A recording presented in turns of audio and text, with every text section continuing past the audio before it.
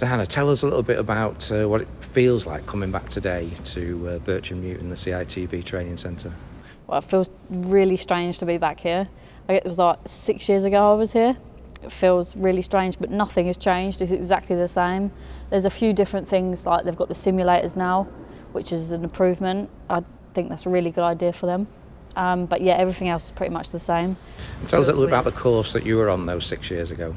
I was on a course and it was like a block, so you have blocks of time that you're up here. I think I was up here for like maybe 5 weeks at a time, and then you have like a few weeks back at your company, go back on site and do what you've learned. So like 1 week you'll be doing like telehandler, for example. You'll then go back onto site and like be on that on site, learning stuff on site and getting the hours on the machine.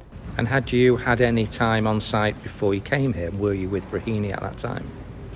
I was working with Brahini at the time, but I hadn't actually been out on site like much. I was out on site just walking around, like getting a feel for what it was like to be on site before I come up here.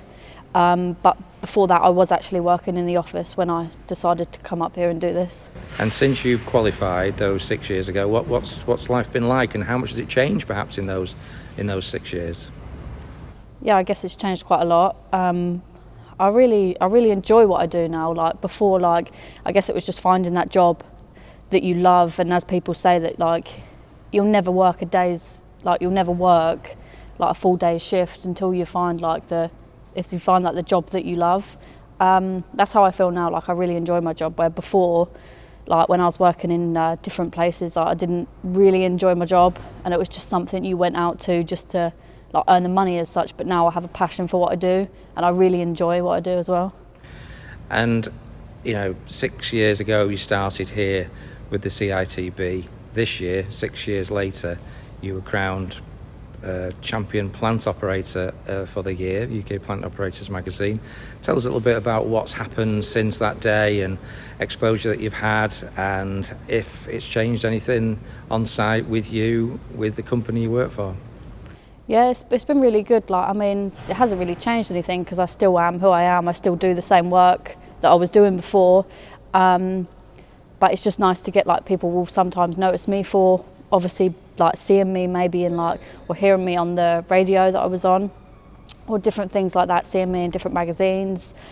People do realise and like will say something, but that's pretty much it that's like changed in regards to like I'm still doing what I do, and that is at the end of the day all I do.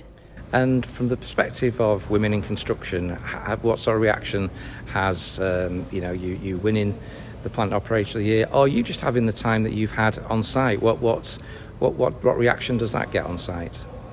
Yeah, it's good. Like, I guess it's not really any different from a bloke. Like sometimes like I sit there and I'm like, what am I doing here? Like when it's really cold and muddy, and think I could be sitting in an office somewhere, but then actually when I get back out there, I'm absolutely fine and I really enjoy what I do. And I think it doesn't matter who you are. If you enjoy what you do, it doesn't really matter.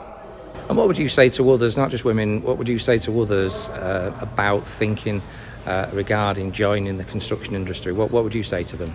I'd say just give it a go, definitely worth a shot. Because I've never looked back since 6 years ago when I decided to do it, and I'd never think that I would do it. If you asked me 7 years ago, I would have probably not even mentioned it, like even had it in my head that I'd want to do anything like that. Fantastic. Now, I hate the vulgarity of this next question, but you picked up a £10,000 cheque as the winner. What have we done with that? What have we done? Have we spent it? Have we invested it? What have we done with it? I've bought myself a car, and the rest just seems to be like just disappearing in the bank. So I need to decide to do something with it before it does just disappear.